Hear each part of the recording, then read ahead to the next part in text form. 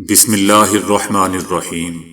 السلام علیکم دوستو، دنیا بھر کی خبروں میں آج آپ سنیں گے، لیکن اس سے پہلے اگر ہو سکے تو لائک اور سبسکرائب کا بٹن ضرور دبا لیں۔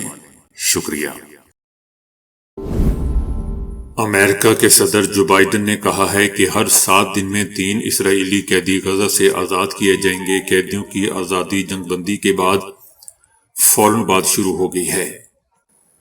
غزہ میں 3 اسرائیلی قیدی آزاد کیے گئے ہیں اور اگلے 7 دنوں میں مزید 6 قیدی آزاد کیے جائیں گے۔ صدر جو بائیڈن کا کہنا تھا اور پہلے مرحلے میں کم از کم 2 امریکی شہری آزاد ہوں گے۔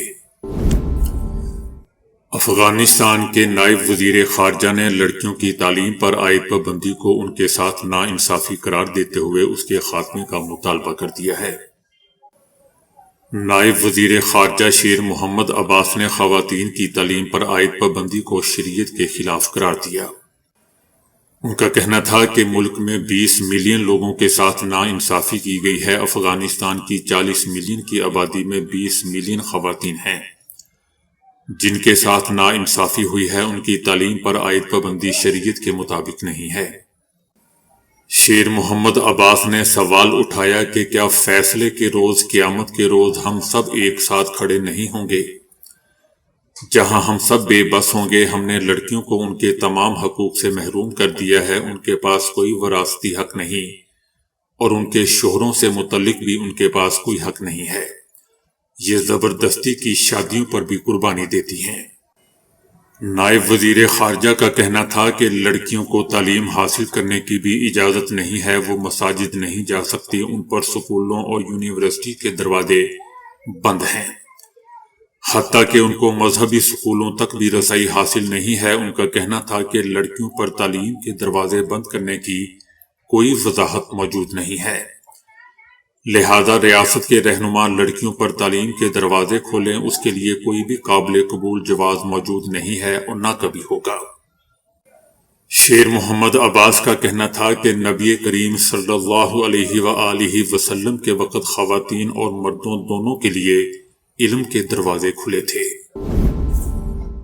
بنگلہ دیش میں شیخ مجیب الرحمان کی تصویر پر جوتا برسائی مہم شروع ہو چکی ہے۔ ڈھاکہ یونیورسٹی میٹرو ریل کے نیچے شیخ مجیب کی تصویر بنا کر اسے نفرت کا مینار قرار دیا گیا۔ شیخ مجیب الرحمان دوستو بنگلہ دیش کے سب سے بڑے آمر ظالم حکمران تھے، جنہوں نے سب طاقت اپنی مٹھی میں بند کر کے اپنی ذاتی پیرا ملٹری فورس رکھی اور مکتی باہنی بنا کر اپنے مخالفین کو چن چن کر جان سے مارا۔ شیخ مجیب الرحمان نے اپنے مظالم چھپانے کے لیے میڈیا اور اخبارات کی آزادی کو دبوچا۔ ان کی نااہلیت اور کرپشن کی وجہ سے 1974 میں قحط میں لاکھوں لوگ بھوک سے مرے، مگر ان کے خوشامدیوں نے ملک کے سارے وسائل کو اپنے قبضے میں لے رکھا تھا۔ گزشتہ 15 سالوں میں شیخ مجیب الرحمان کے برے اعمال کے خلاف بولنا ایک گستاخی سمجھا جاتا تھا اور گستاخی کا مقدمہ بنا کر انہیں جیل میں بند کر کے تشدد کیا جاتا تھا۔ عوامی لیگ شیخ مجیب کو خدا کا درجہ دے کر بنگلہ دیشی عوام کو ان کی پرستش کرنے پر مجبور کرتی تھی۔ عوام کا اربوں روپے کا بجٹ شیخ مجیب الرحمان کی مورتیوں، مجسموں اور فلمیں بنانے پر خرچ کیا جاتا تھا۔ قلم سے لے کر کتاب تک، کھانے پینے، اٹھنے بیٹھنے، ہر جگہ مجیب مجیب مجیب کے نعرے لگانے پر مجبور کیا جاتا اور ایک علیحدہ مذہب مجیب ازم قائم کیا گیا تھا۔ اس مذہب کے نام پر عوامی لیگ کے علاوہ باقی تمام سیاسی جماعتوں کو جیلوں میں بند کر کے تشدد کیا جاتا تھا۔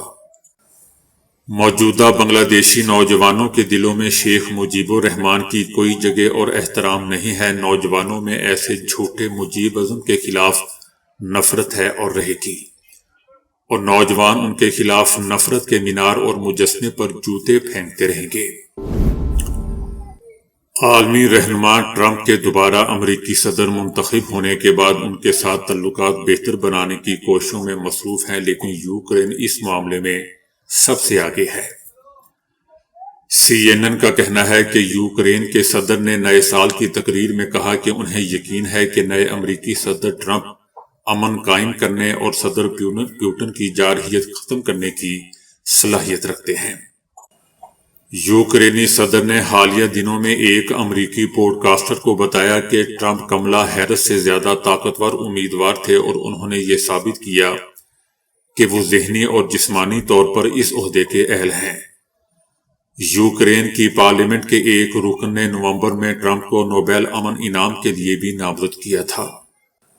یوکرین کے موجودہ حالات دوستو انتہائی اہم ہے۔ روس کے خلاف جنگ میں یوکرینی افواج مشرق میں مشکلات کا شکار ہیں۔ جہاں روسی افواج کی تعداد زیادہ ہے، صدر جو بائیڈن کے تحت امریکہ یوکرین کو سب سے زیادہ فوجی امداد فراہم کرنے والا ملک تھا، لیکن یوکرین کو اب ٹرمپ کی حمایت حاصل کرنے کی اشد ضرورت ہے۔ ایران نے پاپ گلوکار امیر حسین المعروف ٹٹالو کو پیغمبر اسلام صلی اللہ علیہ وآلہ وسلم کی توہین کرنے پر سزائے موت سنا دی۔ ایران کے معروف پاپ گلوکار کو توہین رسالت صلی اللہ علیہ وآلہ وسلم گزشتہ سال ترکیہ سے بلا کر حراست میں لیا گیا تھا۔ گلوکار کو توہین مذہب پر 5 سال قید کی سزا سنائی گئی تھی، تاہم یہ مقدمہ دوبارہ کھولا گیا اور اس بار نبی آخری الزمان صلی اللہ علیہ وآلہ وسلم کی گستاخی بھی ثابت ہو گئی، جس پر عدالت نے پروسیکیوٹر کے پچھلے 5 سال قید پر اعتراض کو تسلیم کرتے ہوئے پیغمبر اسلام کی توہین کرنے پر 37 سالہ گلوکار کو موت کی سزا سنا دی۔ یاد رہے دوستو کہ گلوکار امیر حسین 2018 سے استنبول میں مقیم تھے اور توہین مذہب اور رسول صلی اللہ علیہ وآلہ وسلم پر ایران کی درخواست پر ترک پولیس نے گرفتار کر کے دسمبر 2023 میں ایران کے حوالے کر دیا۔ حماس کی طرف سے رہائی پانے والی 3 اسرائیلی یرغمالی خواتین کو تحائف کے بیگز بھی دیے گئے، جس میں موجود اشیاء پر اسرائیلی میڈیا سیخ پا ہو گیا۔ سوشل میڈیا پر ایک ویڈیو وائرل ہو رہی ہے جس میں 28 سالہ یرغمال ایملی دماری، 24 سالہ رومی گونن اور 31 سالہ ڈرون کو گاڑی کی کھڑکی سے حماس کے مسلح ونگ القسام بریگیڈ کے لوگو والے کاغذی تھیلے حوالے کیے جا رہے ہیں۔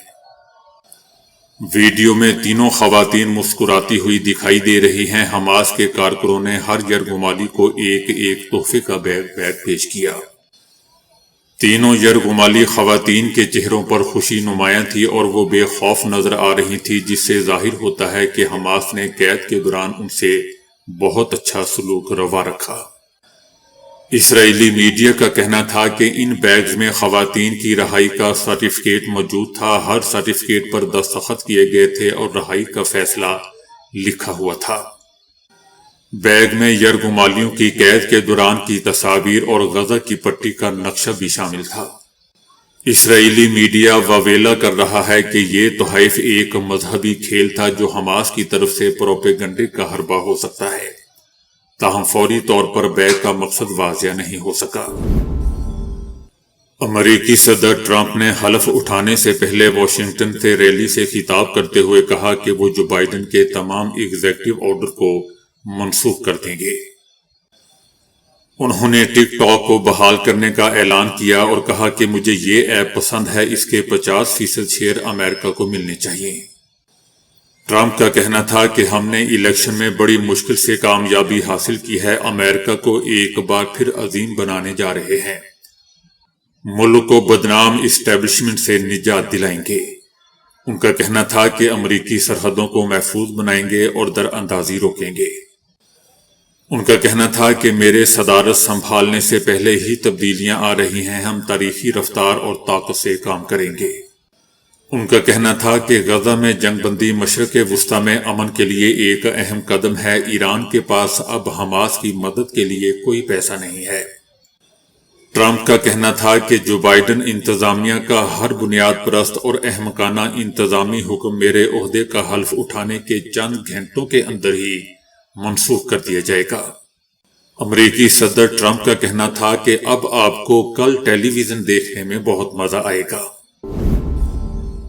امریکی صدر جو بائیڈن نے اپنے دور صدارت کے آخری دن 5 افراد کے لیے عام معافی کا اعلان کر دیا۔ 1940 میں انتقال کر جانے والے انسانی حقوق کے مشہور رہنما مارکوس گاربی کو بھی عام معافی کی فہرست میں شامل کر لیا گیا۔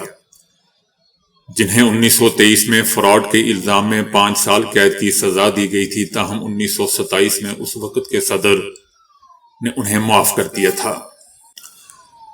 صدر جو بائیڈن نے 1990 کی دہائی میں سزا پانے والے دیگر 2 افراد کو بھی معافی دے دی، جن میں روبن پیپلز اور مائیکل ویسٹ شامل ہیں، اور ان کے بارے میں کہا گیا ہے کہ انہوں نے بہترین انداز میں رویے میں تبدیلی لائی ہے۔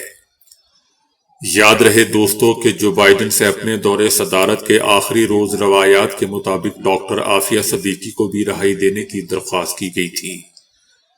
پاکستانی شہری ڈاکٹر عافیہ صدیقی کو امریکی عدالت نے طویل قید کی سزا سنا رکھی ہے، اور وہ اس وقت بھی امریکی جیل میں انتہائی بدترین حالات میں قید ہیں۔ بھارتی حکومت نے تصدیق کی ہے کہ روس اور یوکرین جنگ کے درمیان 12 بھارتی شہری ہلاک ہو گئے۔ حکومت کا کہنا ہے کہ 126 بھارتیوں کو روسی فوج میں بھرتی کیا گیا تھا۔ حکومت کا کہنا ہے کہ جن میں سے 96 بھارتی واپس وطن لوٹ چکے ہیں، تاہم اب تک 12 بھارتی فوجی روس کی طرف سے لڑتے ہوئے مارے گئے۔ روس کی طرف سے لڑنے والے 16 دیگر بھارتی تاحال لاپتہ ہیں۔ روسی حکومت کو بھی ان کا علم نہیں ہے۔ دوستو یاد رہے کہ کچھ دن پہلے بھارتی اخبارات میں شائع ہونے والی ایک تحقیقاتی رپورٹ میں انکشاف کیا گیا تھا کہ زیادہ تر بھارتیوں کو بہانے یا جبری طور پر جنگ میں دھکیلا گیا ہے۔ ان بھارتیوں کو روسی فوج میں مالی، باورچی یا دیگر سول کاموں کے لیے ملازمت دی گئی تھی۔ تاہم یوکرین جنگ شروع ہوتے ہی ان بھارتیوں کو بھی میدان جنگ میں زبردستی بھیجا گیا تھا۔ کچھ بھارتیوں کو ٹریول ایجنٹس نے مزدوری اور دیگر ملازمتوں کے بہانے روس بھیجا، جہاں انہیں فوج میں بھرتی کیا گیا۔ پاکستان کی داخلی سیاست کے رنگ اب واشنگٹن کی سڑکوں پر بھی نظر آنے لگے۔ پی ٹی آئی امریکہ کے حامیوں کی احتجاجی مہم کے جواب میں عمران خان کے خلاف بھی واشنگٹن میں مہم جاری ہو گئی۔ واشنگٹن کی سڑکوں پر ڈیجیٹل پوسٹرز والے ٹرک گشت کرتے نظر آنے لگے، اور ان ڈیجیٹل پوسٹر پر عمران خان کے طالبان اور اسامہ کے حق میں دیے گئے بیانات تحریر ہیں۔ عمران خان نے کہا ہے کہ مجھے سزا اس لیے سنائی گئی کہ کوئی ڈیل کر لوں گا۔ عمران خان کا کہنا ہے کہ کوئی ڈیل نہیں کر رہا، جتنی دیر جیل میں رکھنا ہے، جتنے مرضی ایسے ججز لا کر بٹھا دے، میں ڈیل نہیں کروں گا، مقدمات کا سامنا کروں گا۔ مجھے سزا اس لیے سنائی گئی کہ کوئی ڈیل کر لوں، اس فیصلے کا مذاکراتی کمیٹی سے کوئی تعلق نہیں ہے۔ عمران خان کی بہن علیمہ خان کا کہنا ہے کہ عمران خان چاہتے تھے کہ یہ کیس ہائی کورٹ میں جائے، اور اب یہ کیس ہائی کورٹ میں جائے گا۔ انہوں نے 2 مطالبات پر بات کرنے کو کہا ہے۔ بشرا بی بی کو سہولت کاری پر 7 سال کی سزا سنائی گئی۔ یہ بھی تو بتائیں کہ یہ کون سی سہولت کاری ہے؟ اس کیس میں زرداری اور نواز شریف نہیں، لیکن عمران خان اور بشرا بی بی کو سزا دے دی گئی۔ بیرسٹر گوہر کا کہنا ہے کہ عمران خان نے ہدایت کر دی ہے کہ 7 دن میں کمیشن نہ بنا تو چوتھی میٹنگ نہیں ہوگی۔ کمیشن کے قیام کے لیے حکومت کے منتظر ہیں۔ اگر کمیشن نہیں بننے جا رہا تو مذاکرات کا کوئی فائدہ نہیں۔